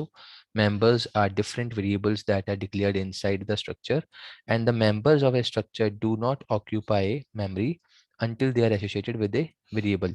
तो ये अपने आप में कोई जगह नहीं घेर रहे पीछे रैम में. बट अगर मैंने ये बोला कि मैं int मेन में जाके ये वाली चीज लिख दूं, स्ट्रक्चर नेम, जो भी नाम होगा नाम लिख दो. उसके बाद इफ आई राइट दिस ए, ठीक है, तो ये ए लिखते ही सेमीकोलन लगते ही बैकएंड पे जितने भी ये मेंबर हैं सारे एक्टिवेट हो जाएंगे ए के साथ. तो अगर मुझे इनको यूज करना होगा, I will use them as a dot member 1, a dot member 2. तो ऐसे करके मैं ए को यूज करके सारे मेंबर्स को यूज कर सकता हूँ. समझ आ रहा है? Any doubt in this? Sir ए खुद एक कोई मेंबर है. ए वेरिएबल है स्ट्रक्चर का. अभी क्लियर हो जाएगा, मुझे एक दो स्लाइड्स और आगे जाने दो, बहुत क्लैरिटी आएगी. मैंने बोला कि मैंने वहां पे ए लिखा था इसको, तो आप ए बी सी डी जितने मर्जी वेरिएबल ले सकते हो और ये सारा हम मेन में करेंगे. सपोज मेन में कर रहे हैं, जरूरी नहीं है मेन में ही करना है, बट मेन में ये वाला सिंटेक्स चलेगा. ठीक है, but now if I want to take an example, I would take example of this. Structure का डेफिनेशन क्या होता है? स्ट्रक्ट आइटम, कैर नेम, ये वो सारे ले लिया हमने. ठीक है, अब यहाँ पे ये मैंने स्ट्रक्चर को डिफाइन कर लिया एंड ये वाली चीज मैंने लिखी है मेन के अंदर. इंट मेन करा, मेन के अंदर आके मैंने ये लिख दिया struct item A1 A2 A3, main खत्म, मेन बंद कर दो. मेन में सिर्फ इतना करा. तो A1 अपने आप में इन तीनों का मालिक है, A2 अपने आप में इन तीनों का मालिक है और A3 भी इन तीनों का मालिक है. तो अपनी अपनी कॉपीज मिल गई हैं तीनों को. तो A1 में तीनों वैलिड है, नेम भी वैलिड है, आइटम कोड भी वैलिड है, प्राइस भी वैलिड है. तो आप A1 डॉट नेम करके यूज कर सकते हो, A1 डॉट आइटम कोड करके यूज कर सकते हो एंड A1 डॉट प्राइस करके यूज कर सकते हो. आपका क्वेश्चन ये था कि क्या A1 भी मेंबर है? A1 मेंबर नहीं है, मेंबर सिर्फ ये तीन है, 1 2 3. These three are the members of my structure. A1 is a structure variable and this variable will help me to get the job done using this variable along with the all the items inside the structure. जितने member उसके अंदर थे वो सारे मेरे लिए valid हैं A1 के लिए. A2 के लिए भी सेम मैं लिख सकता हूँ, A2 dot name, A2 dot item, A2 dot price. A3 भी कर सकता हूँ. तो मेरी एक तरह की इतनी सी चीज से 9 वेरिएबल्स बन गए हैं. एक A1 के भी 3 है, A2 के भी 3 है और A3 के भी 3 है अपने आप में. क्लैरिटी आ रही है थोड़ी बहुत? Yes sir. Okay, so moving to next slide. So there is another variable of declaring structure variables. मैंने ये बोला था कि हम इसको मेन के अंदर लिखते हैं। तो अगर किसी ने सोचा चल मेन के अंदर नहीं यार, पहले काम खत्म करो इसका, तो यहाँ पे हमने एक सेमीकोलन डाला था यहाँ पे इस पॉइंट पे। This semicolon was the end of my structure.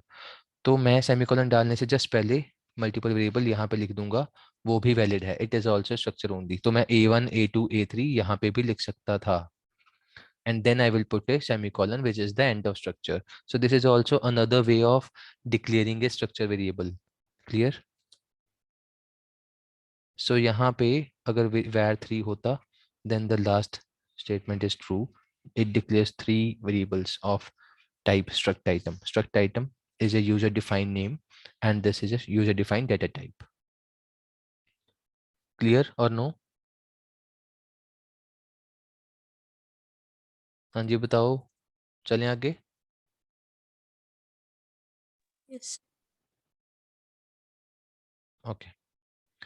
So assessing the structure elements, now we want to also assess them. ठीक है, मैंने ये वाला आइडिया ऑलरेडी दे दिया आपको कि आप A1 dot name A2 dot name लिख के कुछ काम करवा सकते हो। तो let's see an example. Example ये कह रहा है that we have struct complex and int real imaginary, 2 integer ले लिए। अब यहाँ पे ना एक पीछे चीज डिस्कस करना रह गया था, वो अब यहाँ पे करूंगा। हमें सबको पता है कि अगर मैंने इंट A बोला तो A का जो साइज है it is equal to 4 bytes. Yes और नो? सबको पता है? Yes. If I write char b, then b का साइज कितना है जल्दी बताओ।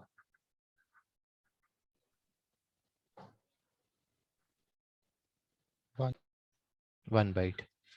तो मैंने यहाँ पे जो abc लिखा है, can anyone tell me what is the size of this a? This a, इसका साइज क्या है? Can anyone tell me in this particular code? 8 8 bytes, it is correct. How?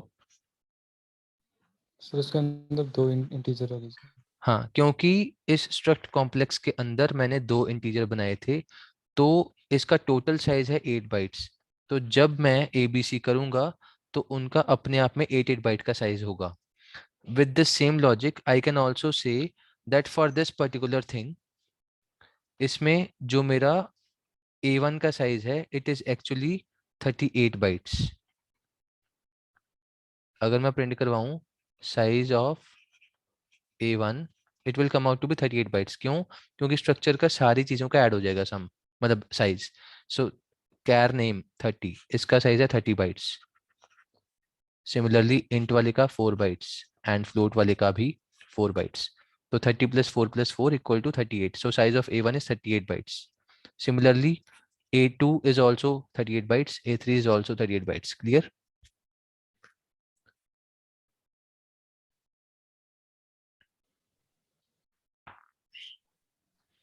yes तो sir. User defined data type है ये, ठीक है।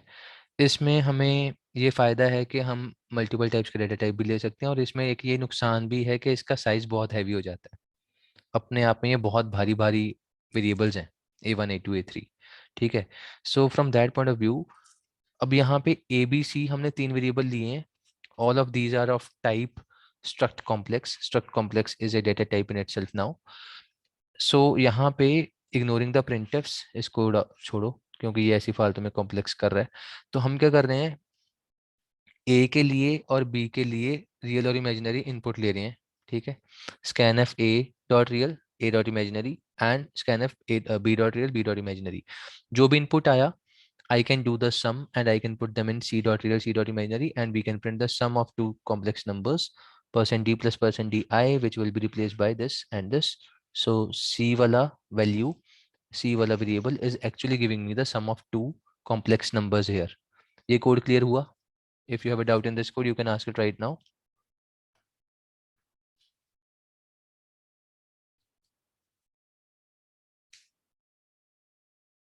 We will complete the structure and union today, and then we will close the session. We will continue with coding in the next lab. Today I want to complete this. It will take only 10 minutes now. We are nearly ending the topic. ये code सबको समझ में आ रहा है? इसमें कोई दिक्कत तो नहीं आ रही कि हमने ये A dot real A dot imaginary क्या लिखा है? हाँ जी, anyone, be quick.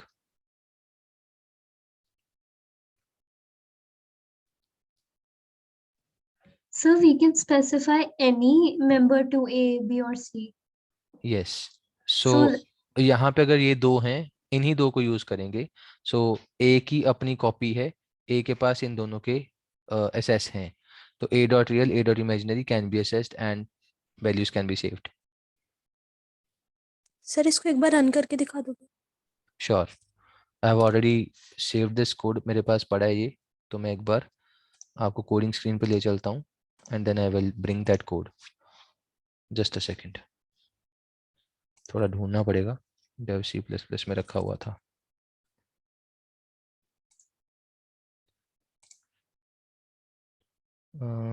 So this is structure union code. Structure का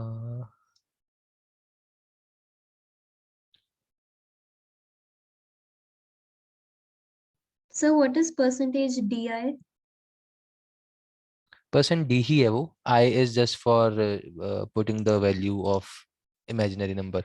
तो यहाँ पे मेरे पास बना नहीं हुआ वो, just a second, I will copy this code itself, यहाँ से कॉपी हो सकता है।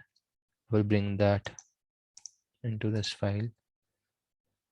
आई thought I had saved it but मेरे पास था नहीं, तो अब ये यहाँ पे काफ़ी कॉम्प्लेक्स सा हो गया। Okay, so I will make it correct. So we have struct complex, so this is my complex part। इसमें हमने दो वेरिएबल लिए, int real and imaginary, so let it be like this।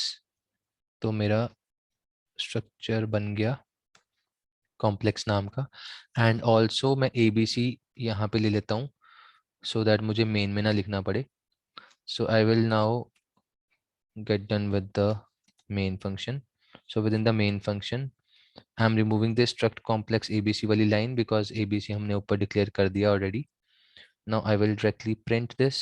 so we are going to print that enter the value, enter real and imaginary of a, enter real and imaginary of a is my structure variable, scanf this part, a dot real and a dot imaginary,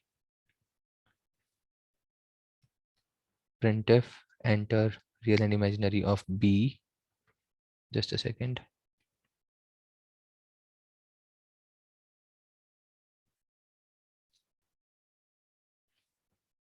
so just to do it we can use this b dot real b dot imaginary,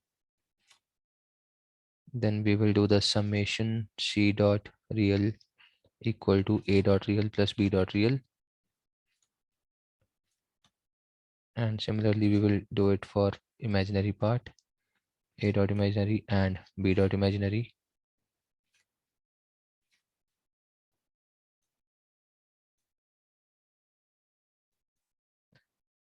so the final sum is c dot real and c dot imaginary, percent d I. So the green part means that it will be printed as it is, blue part will be replaced. So c dot real will replace the first percent d, c dot imaginary will replace the second percent d, and I can put the return 0 ऐसे करके। So we have made this code now। I hope ये सीधा चल जाएगा अब, इसमें कोई और error तो है नहीं वैसे। So we have a structure complex, struct complex, which is having two variables, real and imaginary, and we have defined three variables ABC। We will be using all of those three variables। We are getting the value of A, we are getting the value of B, percent ये वाला percent D करके will give two values, real and imaginary, for A and B both। So we will do the summation for real and imaginary part, and we will then print the final answer। So let's run it, enter the value of A 1 and 2, B का 3 and 4, so the final answer is 4 plus 6i। Any doubt in this? ठीक है, ये real वाला add हो गया, imaginary वाला add हो गया, and this is how we are getting the output। तो ये वाला ब्रैकेट अगर आप नहीं भी लगाओगे तो भी चलेगा, %d प्लस %di। तो थोड़ा सा देख लेते हैं ऐसे भी। So this is 4 plus 6 है the final answer. Any doubt in this code structure वाला? जल्दी बताओ। No sir. Okay. So let's come to the next slide. We were discussing this thing. So now we will be using array of structures. This was actually the problem that was being discussed in that code. Array of structures use करना था उसमें। तो यार हम पीछे ABC कर रहे थे, उसकी बजाय हमने सोचा कि हम why not to use array directly। तो A0, A1, A2, A3 वो सब यूज हो जाएगा rather than ABC। तो सिंपल है, बस a of i dot name, a of i dot price सब कुछ करके हम रन कर सकते हैं। सो यहाँ पे a1, a2, a3 लिखने की बजाय why not to use a0, a1, a2 array वाला पार्ट, ठीक है। तो we can also use this thing array within structures. तो यहाँ पे पीछे हमने एरे ऑफ स्ट्रक्चर्स की बात करी थी, now this is array within the structure. So we are having multiple arrays within the structure. First array जो हमारा है that is char name having the length of 30। पूरा नाम लिख सकते हैं, रोल नंबर लिख सकते हैं, मार्क्स 5 सब्जेक्ट के हम डाल देंगे बंदे के, जो भी हमारा स्टूडेंट होगा। Let's say A1 is 1 student and for that person we have to enter the marks of 5 subjects। तो we can use it like this, marks 0, marks 1, marks 2 ऐसे करके 5 सब्जेक्ट्स के मार्क्स आ जाएंगे उसके। And after that we have to also ensure the date of birth of that person। So we have 3 variables A1, A2, A3 and we can use now A1 dot marks 2, A1 dot DOB3। So all those things can be done। तो अगर आप ऐसा कुछ करना चाहते हो तो हो सकती है ये चीज़। So we will implement this code also in the next lab, but for now just to understand the concept we should be very clear about these things। अभी भी ये चारों मेरे मेंबर्स हैं और ये तीनों मेरे वेरिएबल्स हैं। So these are 4 members of the structure student and these are the 3 variables of structure student। So we have to be very clear with the naming। Now structure initialization। So structure variables may be initialized following similar rules of an array। तो हम array में भी ये सब करते थे, ठीक है। So similar thing can be done now also।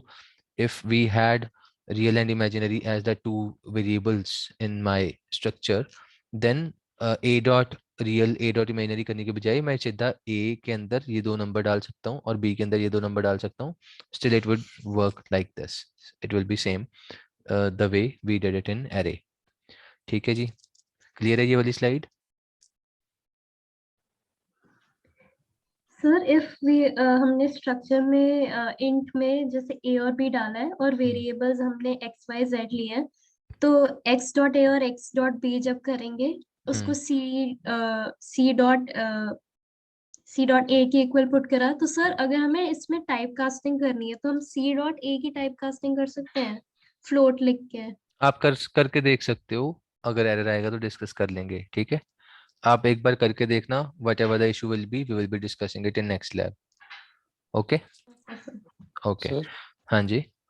Sir इसमें जैसे एक एरे ऑफ स्ट्रक्चर है, जैसे ए ऑफ 40 और एक स्ट्रक्चर के अंदर एरे है, तो मुझे एरे के अंदर एरे को असेस करना है, तो कैसे करूँगा?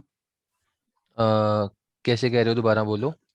सर जैसे A1 की जगह A1 ऑफ 40 लिखा होता है यहाँ पे, A1 तो A1 मतलब एरे A1 बन जाता। A1 के साथ यहाँ पे ये सर, तो इसके अंदर करेक्टर के फर्स्ट एलिमेंट को असेस करना है। तो हम लिखते A1 का जो भी आप उस 40 में से यूज करना चाहते हो, लेट्स से फर्स्ट थिंग, ठीक है, A10 dot date of birth का first part. We can pick that particular character, maybe 0 or 1। So because ये DOB10 will have 0 to 9 वाला access, the rule is the same we had it in array। तो हम array के साथ array ऐसे करके use कर सकते हैं, ओके सर। ठीक है। Okay, so let's come to union। Only 3-4 slides are left, then the topic of structure and union is also over। So union is a special data type। सब कुछ same है, मतलब A to Z सब कुछ same है, बस एक छोटा सा डिफरेंस है सिंपल हमारा साइज में। मैं कह रहा था पिछली बार दैट स्ट्रक्चर में हम सारे ऐड कर देते थे वैल्यूज को, इसका साइज आया 20, इसका साइज आया 4, इसका आया 4, इसका आया 1। तो अगर ये स्ट्रक्चर होता है यहाँ पे, अगर हमने यहाँ पे लिखा होता स्ट्रक्ट और यहाँ पे लिखा होता स्ट्रक्ट, तो मेरा टोटल साइज आता है 29 बाइट्स। किसका? इस s का। This is the variable s of type struct union struct student, ठीक है। तो अगर स्ट्रक्ट होता तो स्ट्रक्ट स्टूडेंट का ये s वेरिएबल होता है एंड उस s वेरिएबल का 29 बाइट साइज होता। बट नाउ यूनियन में एक कंसेप्ट है and that concept says that we have to use the size picking the maximum size out of the all the members. तो यहाँ पे 4 मेंबर थे, पहले का साइज 20 था, बाकी 2 का 4 था, फिर आखिरी का 1 था। So when we want to print the size of this S, we would say that my size is equal to 20 bytes. It is not 29 bytes, it is 20 bytes because this memory will be used in sharing. तो अगर मैंने बोला 20 bytes है, दूसरे का 4 है, फिर 4 है, फिर 1 है, तो ऐड नहीं करना। Rule says that we have to pick the maximum number out of it और साइज उसके वेरिएबल का वो नंबर होगा जो मैक्सिमम नंबर है, ठीक है। सो शेयरिंग में मेमोरी यूज होती है, that is the basic rule here. तो यहाँ पे अगर आप इस कोड को रन करोगे, where we have the union data, we have the variables I and f of type integer and float, we have the string of size 20, आप data नाम का यहाँ पे एक वेरिएबल बना रहे हो, this is the variable of data type union data। आप मेमोरी प्रिंट करवाओगे साइज ऑफ वेरिएबल यूज करके, तो इसका आउटपुट आएगा 20 because the maximum size here is 20। तो यही चीज आपके आउटपुट आएगी, memory size occupied by data is 20। Any doubt in this slide? No sir. Okay, so similarly in example number 2, अगर मैं इस कोड को रन करूंगा, यहाँ पे क्या आउटपुट आएगा? Any idea?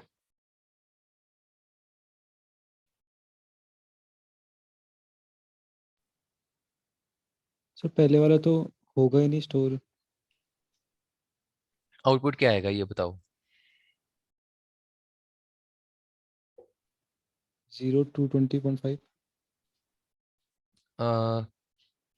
3 प्रिंट है इसमें, तीनों का आउटपुट बताओ।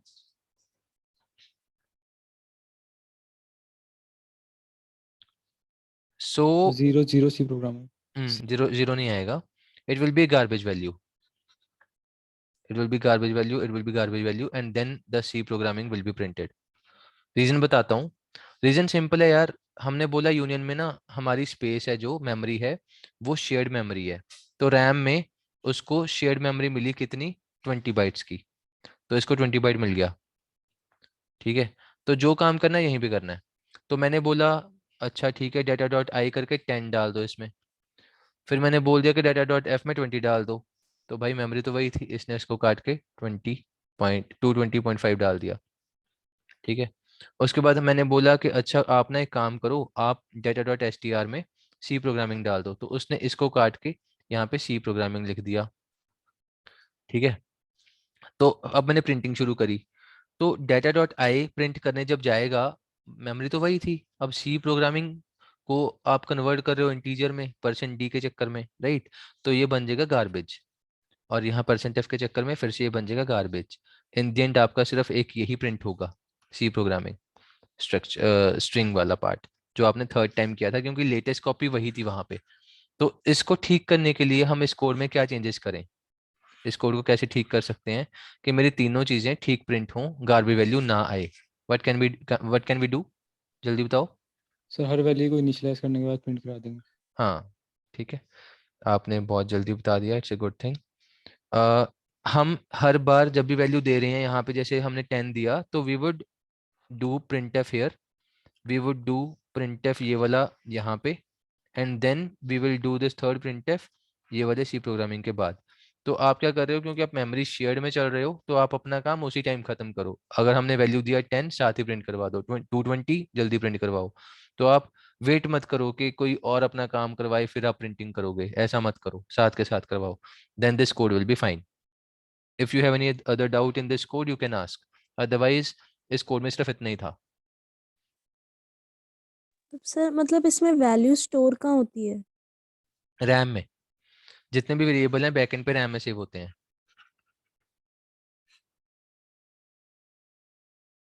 ये तो हमें शुरू से पता है ना, अगर हम int i को 10 कर रहे हैं तो वो i मेरा यहाँ पे सेव हो रहा है और उसका कोई लोकेशन भी होगा उसका स्टार्टिंग एड्रेस रैम में, यस और no?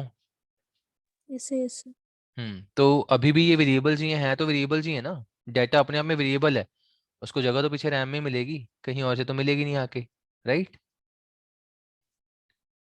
So I am moving to the next slide.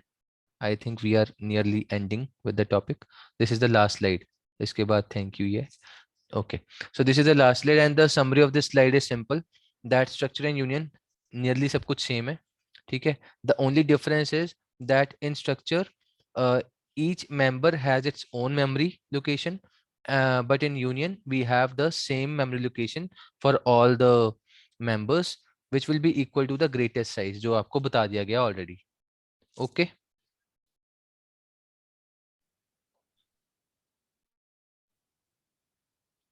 If you have a doubt, you can ask.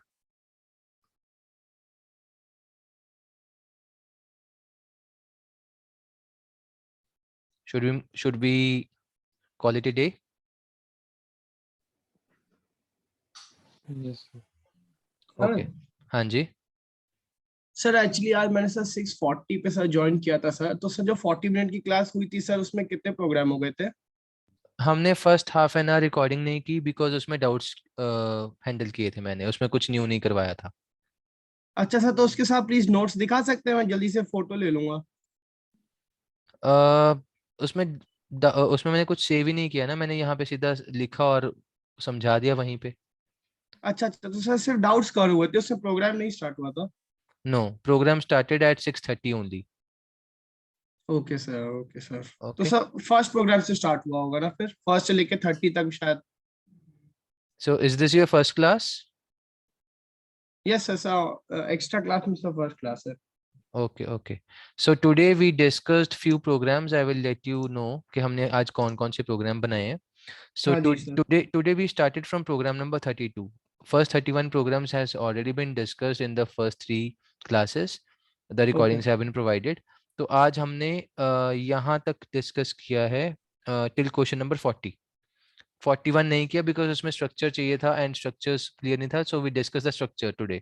ठीक है. So we discuss these questions 32 to 40. ठीक है जी. That's yes all sir, for तो today. इसका भी सर हाँ. रिकॉर्डेड लेक्चर मिल जाएगा LMS पे ही? हाँ जी. यस. अच्छा सर, मान लीजिए अगर